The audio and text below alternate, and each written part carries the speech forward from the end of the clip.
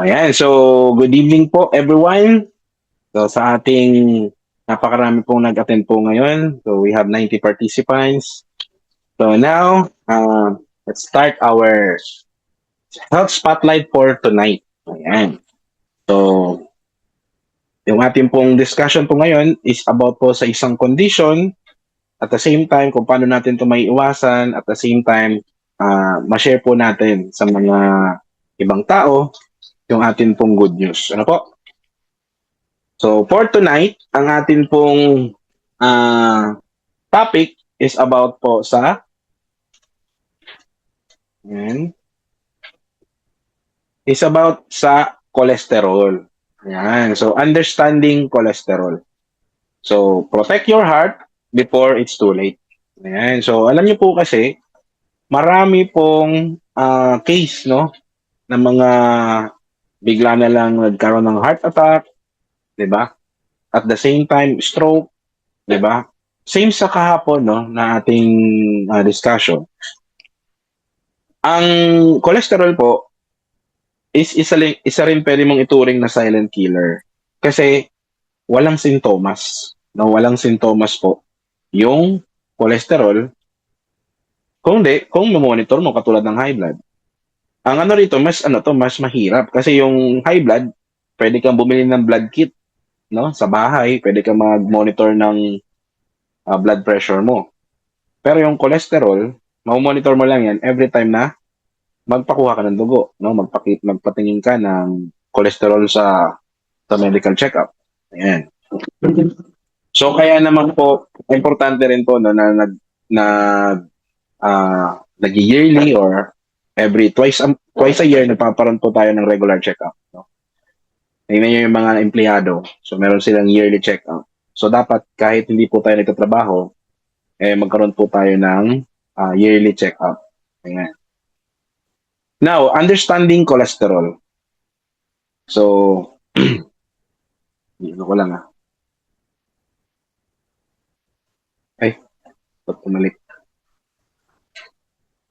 Ayan. So, understanding cholesterol. Ayan. So, good cholesterol and bad cholesterol. Parang lumampas ako. Tama. So, ang cholesterol po, may dalawang, ano po yan, may dalawang klase po, no? Hindi po siya isa lang. Ang cholesterol po ay may tinatawag po na good cholesterol at bad cholesterol, no?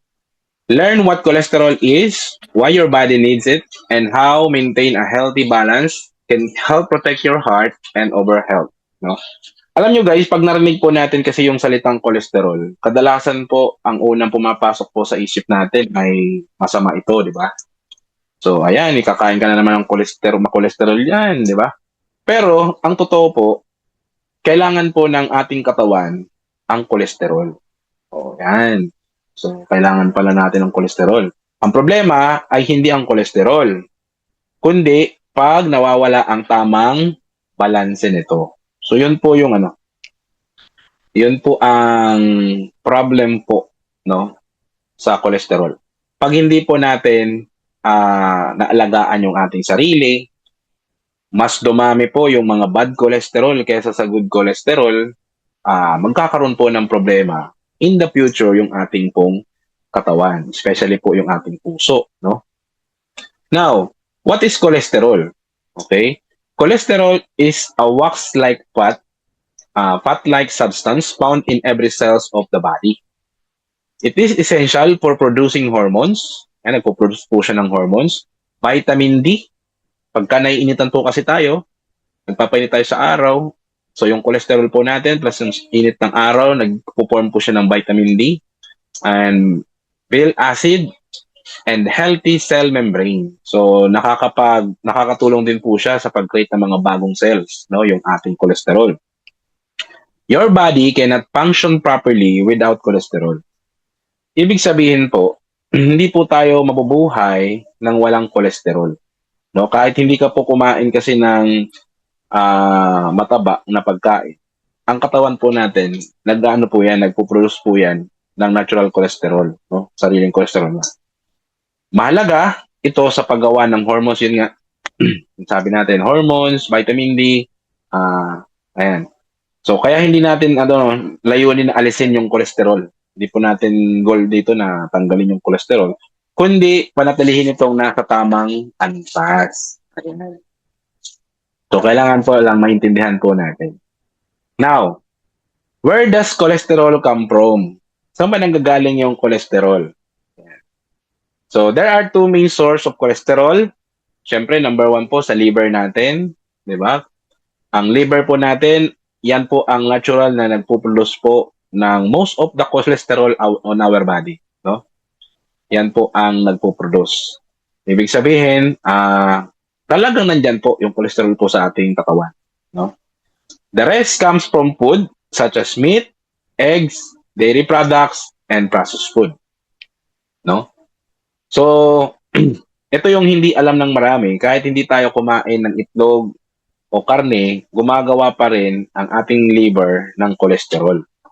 Kaya ang tunay na layunin ay hindi simpleng pag-iwas sa isang pagkain, kundi ang pagkakaroon ng tamang lifestyle, no? Yun po yung ating goal na ituro po, yung ating tamang lifestyle. Now, let's talk about HDL versus LDL. So ito yung good and bad cholesterol, no? Yung HDL, ito po yung high density lipoprotein, no? Ang trabaho po ng HDL o yung high density lipoprotein is help remove excess cholesterol from the bloodstream. Kung mataas po or tama po yung ating HDL, ay maganda po yung nagagawa po sa ating katawan sa ating bloodstream dahil nakakatulong po siya sa pag-remove ng mga unhealthy cholesterol or mga bad cholesterol. Carries cholesterol back to the liver. Ayan, dinadala niya po yung mga bad cholesterol papunta po sa ating liver, no? Eh ano naman yung LDL? Yung LDL naman po, ito po yung low density lipoprotein. So yung LDL po, no, delivers cholesterol throughout the body. Excess LDL may build up inside artery walls. Ito pong mga LDL, ito po sa bloodstream natin ay kaya po siya naging bad cholesterol kasi po kumakapit po siya doon sa blood vessel o yung wall ng ating arteries, no?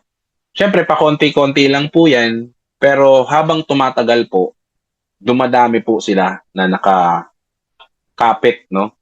Kaya po importante po na magkaroon po tayo ng tamang healthy lifestyle and ayun nga, ma-monitor po natin yung ating cholesterol sapagkat pag ito po ay dumami yung LDL po sa ating katawan, no? Hindi po natin alam na ito pala ay nagiging cause na ng pagbara sa ating mga ugat, no?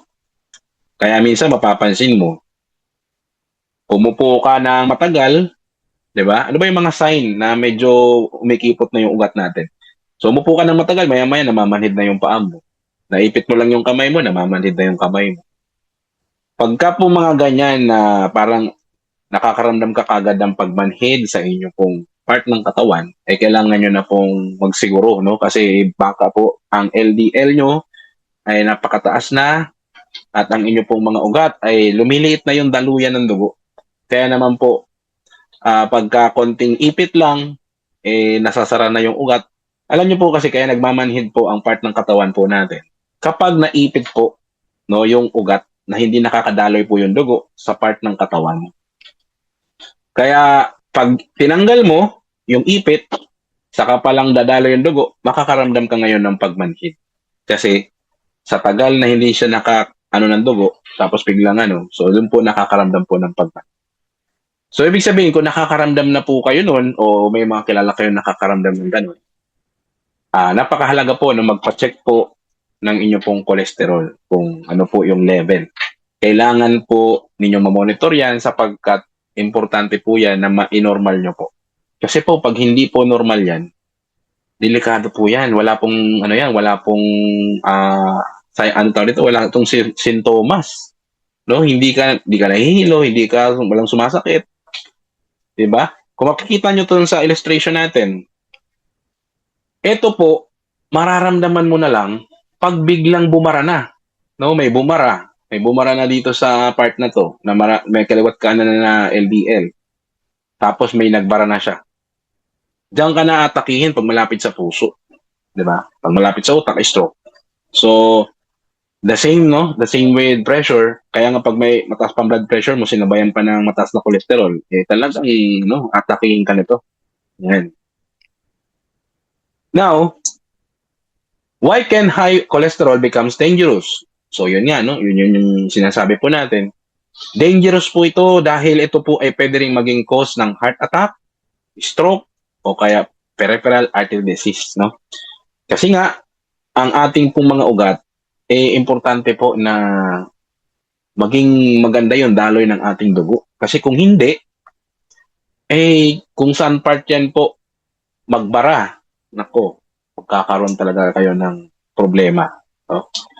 Katulad ng sabi ko kahapon, ayos pa lang yung isang tao, tapos pagkabukas, di ba, bigla na lang siya na stroke. Bumara na pala yung kanyang ugat, no? Hindi na nakadalo yung ugat niya sa utak niya. May part na stop yung pag-flow ng dugo, no? So kaya po importante po yung cholesterol po natin, minomonitor yan. Lalo-lalo na kung mahilig ka pong kumain ng mga unhealthy food, no? Mahilig kang kumain ng mga taba, di ba? Mga kung ano-ano pa, chicken skin, di ba?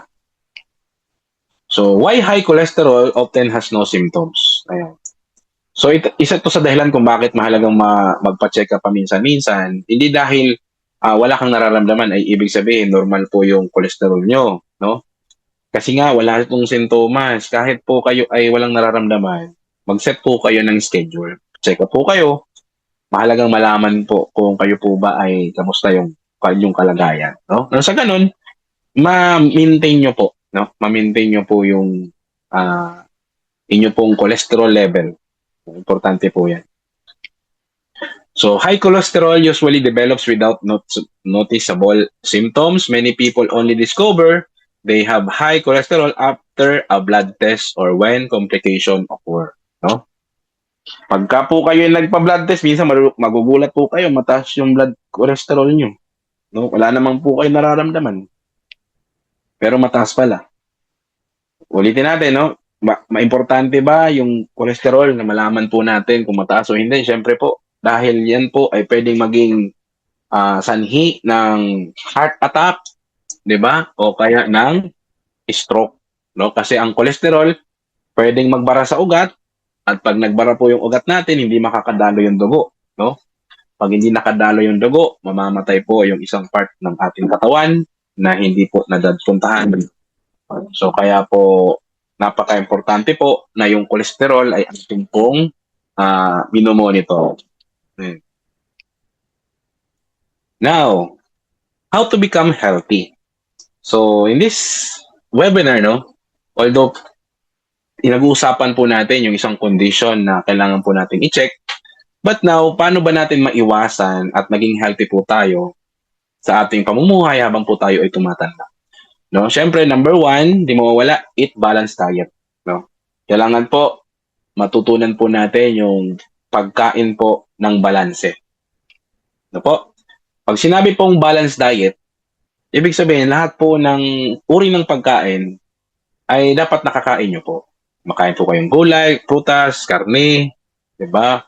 Mga mayaman sa carbohydrates, protein. Hindi kasi pwedeng Hindi kasi pwedeng gulay lang. Pag gulay lang, kukulangin ka sa protein. Diba? Diba? Puro karne, puro protein, kulang sila sa fiber. Kaya ano nangyayari? Pagka kulang sa fiber, kukonstipate. Diba? So, mahirap pagka kulang sa fiber. So, gulay, prutas naman, nagbibigay ng vitamin sa ating katawan. Diba? Pangalawa, stay physically active. O, exercise po yan. Kailangan, kahit paano po tayo po ay nag-exercise, no? Kung kaya mag-jogging, jogging. Kung hindi na, kahit walking. Diba? Walking po is isang okay na rin po yan na exercise. No? At least, nag-exercise po tayo ng 30 to 1 hour a day. So, okay na po yan. Kung hindi naman kayang araw-araw, kahit twice or thrice a week. Diba?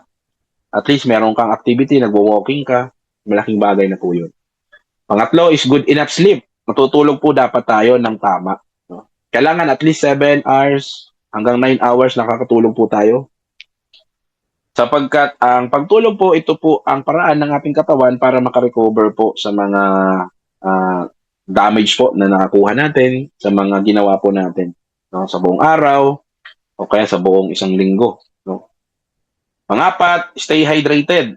So laging sinasabi po yan, uminom po tayo ng maraming tubig.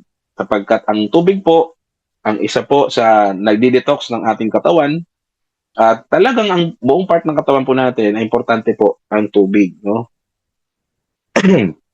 Tapos manage stress.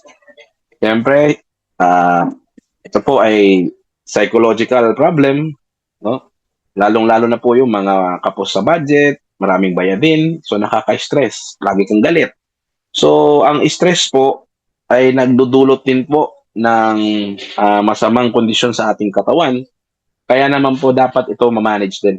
No, hindi pwedeng kumakain ka lang ng balance, nag-exercise ka nga, tutulog ka ng maayos, pero stress ka naman palagi, 'di ba? So magano pa ninyo, magko-conflict pa rin yun sa healthy diet, healthy lifestyle mo. Tapos avoid smoking and limit alcohol. So kung umiinom po kayo, nagsisigarilyo po kayo, 'di ba? Bawas-bawasan po natin. Monitor your health regularly. So yun nga po, kahapon blood pressure, ngayon naman po yung ating cholesterol, no? I-monitor po natin 'yan. Pwedeng gusto nyo talaga mas sure, pwedeng quarterly, 'di ba? Pwede ring kada half na taon. At least nagpapakuha ka lang ng dugo, kunin mo lang yung reading, 'di ba? Tapos support your daily nutrition. So paano po natin suportahan yung ating nutrition? So, yun yung pag-take po ng mga product na meron pong may tutulong sa ating katawan. Ayan. Now, the best investment you ever make is your health. Ayan. So, naniniwala po ba kayo na ang isa pong pinaka-the best na pwede nyo pong investan is yung inyo pong kalusugan? No? Marami po akong nakikita ng mga kilala na mahilig sila mag-invest kung saan-saan. But sometimes, I never hear na nag-invest sila for their health. No? And marami din po akong kilala, mga maayos naman po yung buhay nila, mga maganda po yung kanilang financial status. Pero yun, 'di ba? Nagkaroon ng sakit, natake sa puso, na high blood, 'di ba? Mga ibang klaseng sakit. Bakit nangyayari yun? Because they don't know how to invest in their health. No? Sometimes, late na. Sometimes, kung kailan may sakit na, saka po ngayon sila hahanap ng solusyon. No? Ganun po talaga tayo eh. Pagka wala pa, okay lang, hindi naiisip yung health. Pero pag dumating po yung time, ayan na, may high blood na, may stroke na, so sakat ngayon tayo hahanap ng mga product or mga pwede nating i-support sa ating katawan. Kaya lang for me, no, it's better na mag-invest ka na kagad. Kasi pagka nagtitake ka ngayon ng supplement when you are sick, hindi na po hindi na po para sa health yan, para na po sa inyong sakit, no? Hindi na po sa inyong kalusugan, sakit na po yung inyo pong dahilan, kaya po tayo ay nagtitake na po ng mga supplement. So for me, no, yung pagte-take po ng mga supplements, for me, kahit wala kang sakit, pag nagte-take ka, that is your investment for your health. Na time will come, yung harvest mo niyan, feel good, enjoy life, kasi wala ka nararamdaman, no? Kasi yung iba, ang harvest nila pagdating ng time, 'di ba? Yung kanilang naipon, pampagamot, yung kanilang mga naipundar, ibebenta para maibayad kay doc, 'di ba?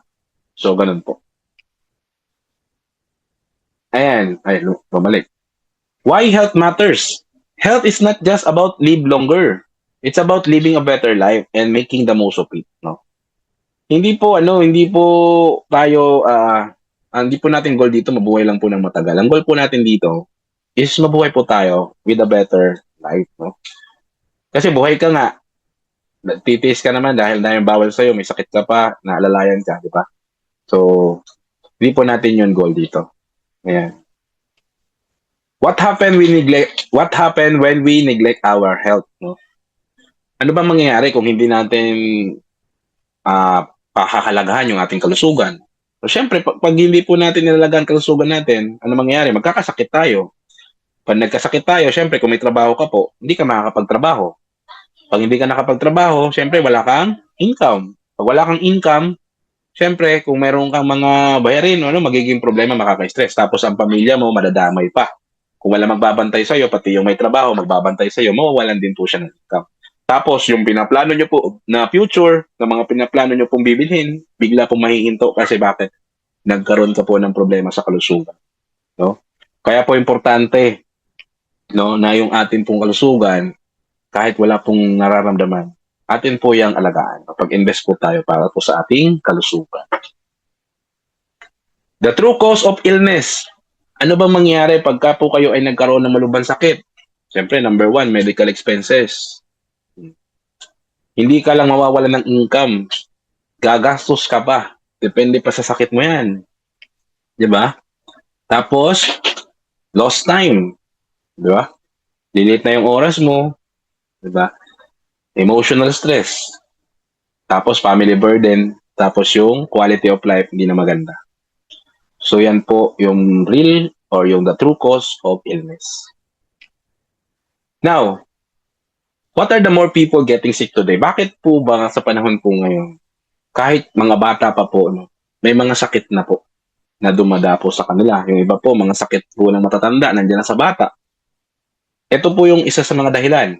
Number one is yung modern life. No? Modern life natin ngayon is bringing modern health challenges.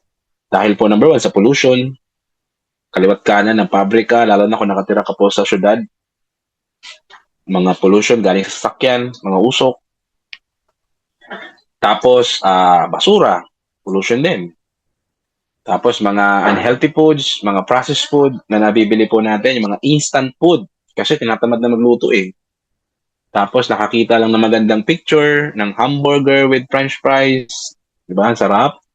So, bili. Yan. Ano pa? Social media. Matutulog ka na lang. Mag-ano ka pa, scroll-scroll. Stress sa mga bayadin. Tapos yung paninigarilyo at saka alak. So yan po yung modern life po ngayon na nagbibigay po ng modern health challenge. Now, alam po ba natin na yung ating katawan is araw-araw po yung lumalaban, no? Sa mga bacteria, viruses, mga toxins na pumapasok sa ating katawan. Everyday po yan lumalaban. Ibig sabihin, ang ating katawan po, o yung ating tinatawag na immune system, yan po yung lumalaban para po sa atin, no? Kasi sa loob ng katawan natin, nagkakaroon po yan ng mga damage. No? Kaya lang, dahil may immune system po tayo, meron pong nagpapagaling, no? Meron pong nagpapagaling po sa ating katawan, katulad na lamang po sa external po natin, sa labas ng ating balat. Kasi ito yung makikita natin, example. Kayo po ay nasugatan, di ba? Pag tayo po ay nasugatan, automatic po yung ating immune system, gagana po yan. Anong gagawin? Siyempre, una, isi-secure muna yung sugat. Medyo mamamaga muna, mamumula na yan dahil ina-isolate na nila yung sugat. And then, unti-unti niya nang aayusin. No? Magpuproduce ng mga bagong cell. So, ibig sabihin, sa abas ng katawan, nakikita natin yung ganun. Sa loob din, ganun din. No? Pag may mga nadadamage, siyempre, tatrabaho po yung ating immune system. No? Pag malubha, siyempre, mas magrabe yung trabaho nila. Doon ka minsan nakakaramdam ka ng init. Uminit yung katawan mo dahil nagtatrabaho siya. Diba? So, yun. So, everyday po na nangyayari po yan. So, that's why hindi po basta-basta nagkakasakit yung tao. Now, what if there was a way, natural way, no, to support yourself? Kasi po, yung ating pong katawan, ang magagawa lang po natin doon sa ating immune system is to support them, no? Kumbaga para kang mayroong security guard, Ang magagawa mo lang doon sa security guard para tulungan siya kung sakaling maraming pumapasok, bigyan mo lang siya ng pagkain para lumakas siya, para mahinto niya o mapigilan niya yung mga pumapasok, no? So, yun po yung papel po natin. Tulungan po natin yung ating katawan, palakasin po natin yung immune system natin. Kasi yan po ang nagtatrabaho para sa atin. Para po tayo ay tuloy-tuloy po na mabuhay. Na po. So now, ito po yung ini-introduce po natin, a modern dietary supplement. Ito po yung ating origin. So yung origin po natin is a fulvic and fulvic and humic minerals, nature, intelligence, advanced by science. No? So ito po ay napakaganda po na pang-support, no, na pwede natin gamitin para po sa ating immune system. Ang ating pong origin ay talagang sinusuportahan po ang mga cells po natin, pinapalakas ang immune system, tinatransport yung mga nutrients, mineral papunta sa ating mga cells, no? Kumbaga cellular level po yung hatid ng ating origin. Ayan. So what makes origin different, no? So our origin is more than just a supplement. Opo. Number 1 po, yung fulvic acid. Yan. Ang trabaho po ng fulvic acid is to enhance nutrients absorption and cellular transport. So, ang trabaho po ni fulvic acid, ito po yung nag-i-enhance po ng mga nutrients na nasa loob ng katawan natin. Ibig sabihin, kung kayo po ay may mga kinakain pong gulay prutas o kaya naman may mga tinetake po kayo na mga supplement, mas lalo po niyang i-enhance yun. No? Mas lalo pong magiging effective and then mas ma-absorb po ng ating katawan. No? Pangalawa, humic acid. Ito naman pong humic acid, ang trabaho naman po nito is to support our detoxification. No? Yung ating digestion, tinutulungan po niya, nang sa ganun po yung ating gut health is gumana. Kasi alam niyo po, yung gut health po natin o yung ating digestive system, ang trabaho po nito is kunin yung mga nutrients, no? Hindi lang para tunawin yung pagkain, kundi kunin yung mga nutrients na galing sa pagkain. At ipadala sa iba't ibang part ng ating katawan, sa ating mga cells, yung mga nutrients na nakukuha. Ang problema, pagka may problema yung digestion natin, hindi gumagana masyado yung ating gut health, hindi gumagana masyado yung ating absorption, so anong nangyari, yung mga kinain ng masustansya, dinudumi mo lang. No? Kaya minsan may mga times na nagtitake ka ng mga, kumakain ka ng gulay prutas, pero parang weak pa rin yung pakiramdam mo, baka may problema na yung digestion mo. Hindi niya na, may problema yung gut health mo, hindi niya na na-absorb yung mga nutrients na kinakain mo. Kaya feeling mo, mahina palagi yung katawan mo. Yeah. Pangatlo, may 70 trace minerals din po ang ating origin. Yung 70 trace minerals po na nandyan, mga essential minerals po yun. Ibig sabihin, yun po yung mga kailangan po ng ating katawan, no? Maganda, nandito na po sa origin po natin, no? Kaya naman po, pagka po tayo ay nag-take nito, we feel better, nakakapalakas po sa pakiramdam, di ba? So, nakakapaganda ng ating pagtulog, nakakapaganda po ng ating skin, so marami po siyang benepisyo.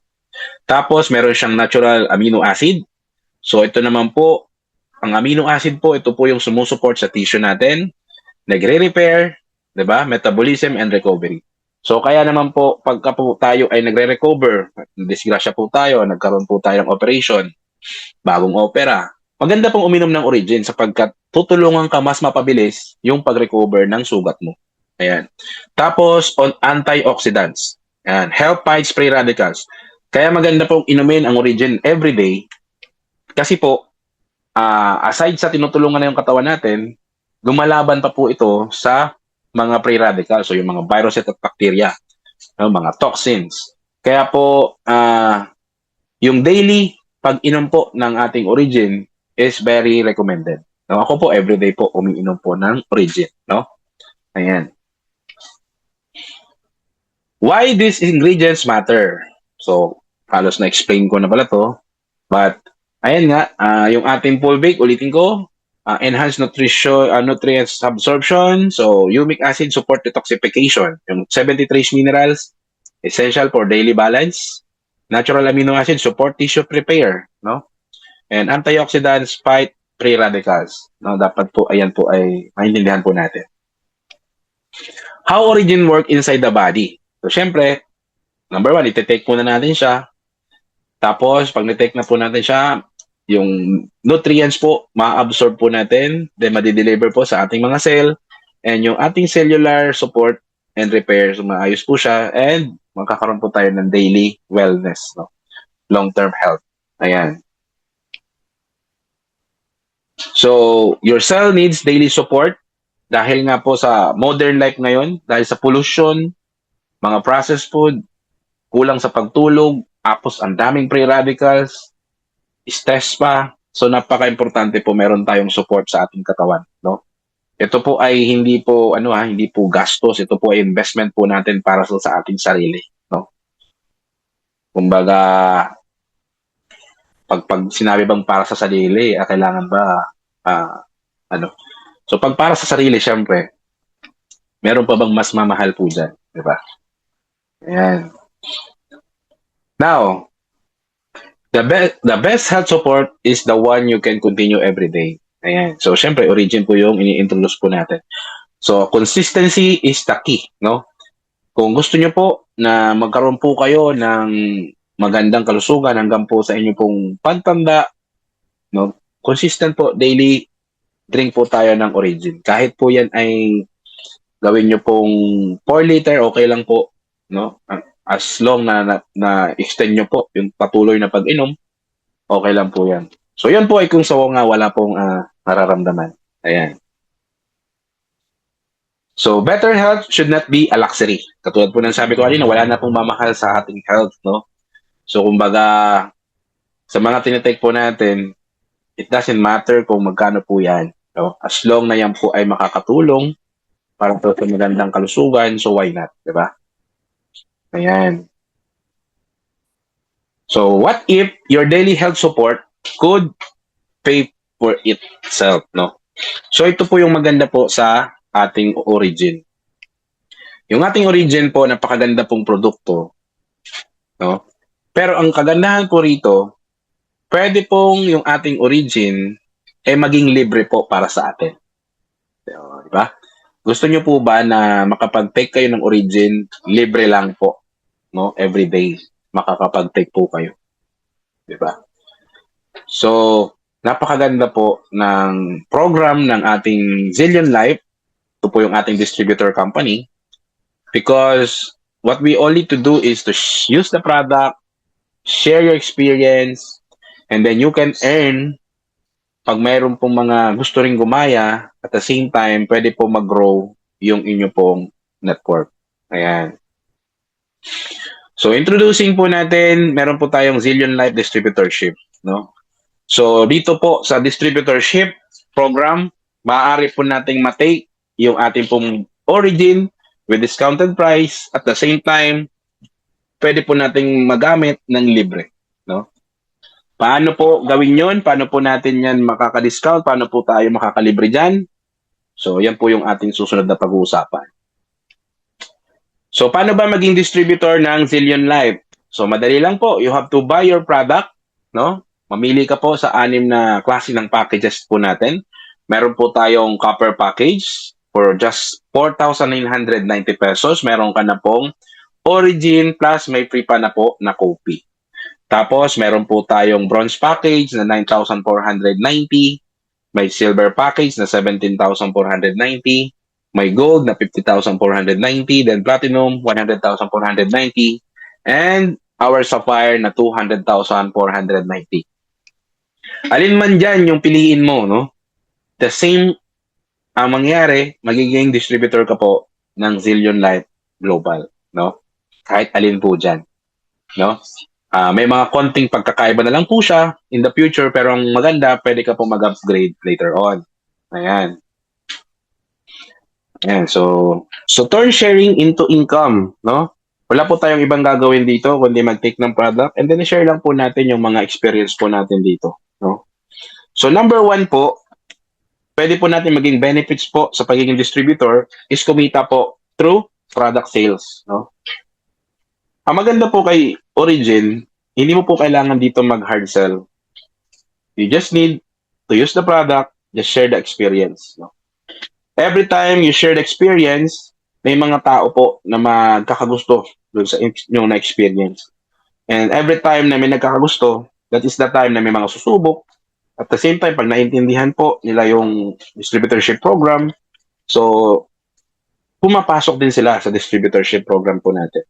Now, sa product sales po natin, meron po tayong dalawang discount or dalawang profit. Meron tayong 30% and 50%. For those get copper to silver package, kikita po sila ng 30%. And para naman po dun sa mga nag-gold and to sapphire, 50% po yung pwede nilang kitain. Now, paano po magbenta? So may dalawang paraan po para makabenta tayo sa Zillion Life. Number one, through direct selling. Ibig sabihin, pwede kang mag-direct papunta sa mga kakilala mo, kaibigan or kakilala o kamag-anak. Or through online, through e-commerce system. So dito po sa Zillion Life, meron po tayong e-commerce system na mayroon ng dropshipping system. Ibig sabihin, i-share mo lang yung product sa online, i-share mo lang yung experience, and once na may bibili, hindi mo na problema yung shipping, hindi mo na problema yung yung inventory. So company na yung bahala, no? And yun po yung isang maganda po rito. Second, pwede kang kumita through referral bonus. Yung mga masishare nyo po, malamang sa malamang gugustuhin din po na magkaroon sila ng discount. At the same time, gugustuhin din po na sila po ay kumita rin, di ba? Para nga po makalibre po sa produkto. So, pag po sila ay may pumasok, no, pwede ka pong kumita ng referral bonus. Kung package po yung binili nila, halimbawa, copper package, you earn 500 pesos. Pag bronze naman, 1,000 pesos. Pag silver, 2,000 pesos. Pag gold, 4,000. Pag platinum, 8,000. Pag sapphire, 16,000. And ang maganda po rito, aside sa cash, meron pa pong product points, no? Ano yung product points? Ito pong product points, pambili mo ng product yan. No? Pag naipon mo po yan, pwede mo pong ibili ng product pang gamit mo. Di ba? So that's why, kikita ka na rito, makakalibre ka pa ng produkto. No? Makakalibre ka pa ng daily support mo. At hindi lang for yourself, pati po yung family mo, malilibre mo. Basta gawin mo lang yung ating system, na gamitin mo yung product and share the good news. Ganun lang po. Pangatlo, meron tayong binary system. No, nilagyan din dito. May match sales bonus po tayo. Kung familiar na kayo dito, so yan po yung ating kitaan. Meron po tayong 500 para sa copper, bronze 1,000, silver 2,000, gold 5,000, platinum 10,000, sapphire 20,000. Paano gumagana yan? Kailangan lang po natin ng left and right, no? Meron tayong left team and right team. Lahat ng member meron ganun. No, malagyan mo po yung left team mo, malagyan mo yung right team mo. Every time may pumapasok po na new entry or packages, may mga points po yun, magpe-pairing po yung inyo pong mga packages, no? And yan po ay tuloy-tuloy, no? Ang maganda po dyan, up to infinity na po yan, no?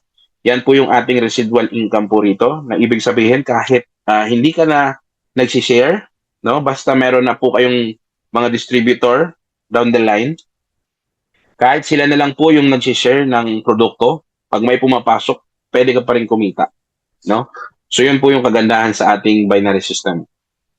Ang ating income projection po dito ay napakaganda, no? Kasi pag ginawa mo po yung system po natin, talagang napakalaki po ng potential na kita, no? Kung makikita nyo po itong potential income po natin in 16 months, basta gawin mo lang po siya tuloy-tuloy, mag-share lang po tayo and duplicate po natin yung mga papasok po sa atin. Time will come, we can earn 4.8 million, no? Yung pinaka-maximum ng isang account po natin dito sa Zillion Life, no? So maganda po sa atin, wala tayong cash out dito, walang side lock, walang masyadong mga technical rules. So gawin lang po natin ang pag-share, tuloy-tuloy po yung income. Ayan. So yung ating safety net, of course, bawat packages, meron po tayong weekly income limit, no? So, yan po.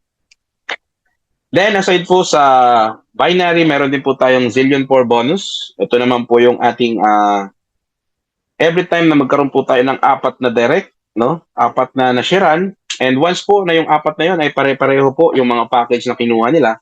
So, we can earn another bonuses, Zillion 4 bonus. So, ito po ay product na naman, no?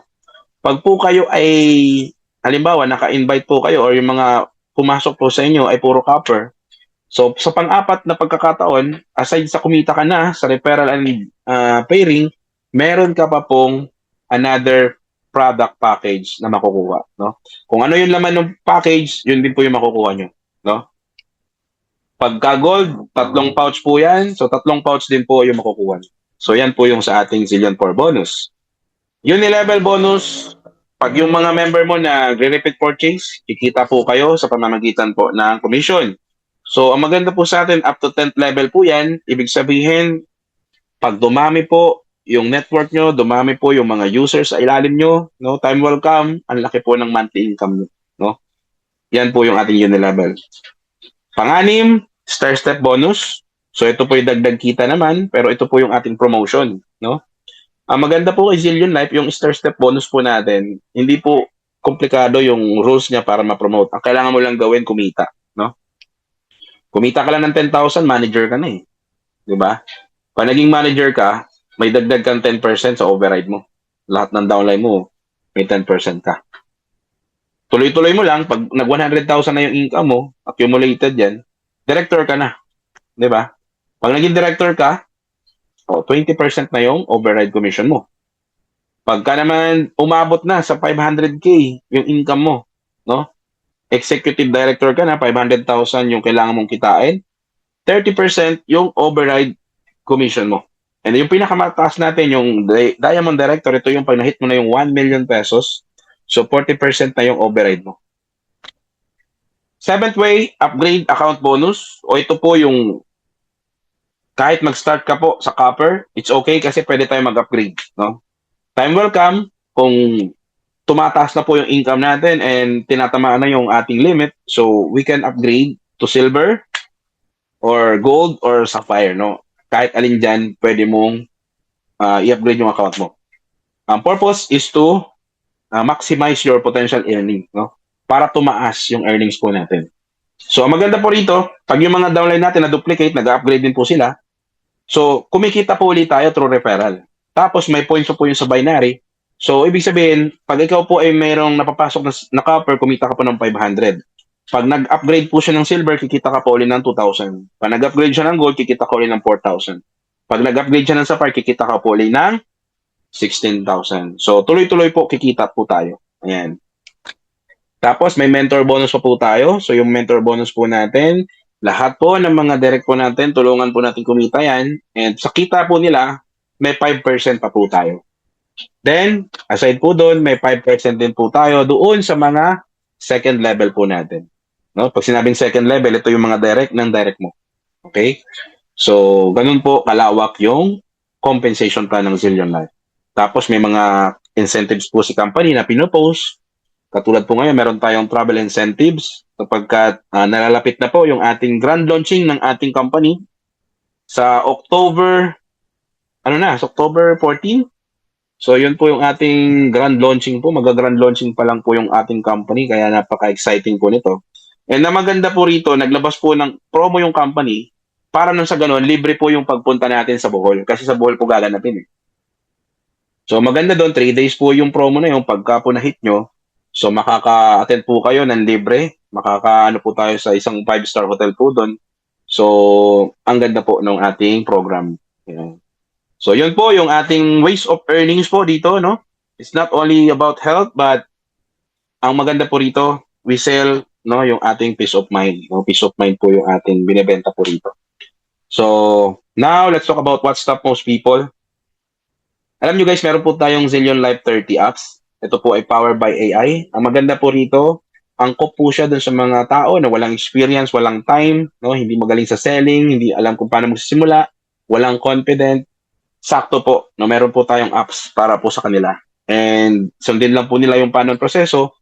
So, pwede po nila magawa yung business kahit cellphone lang po yung gamit. Ayan.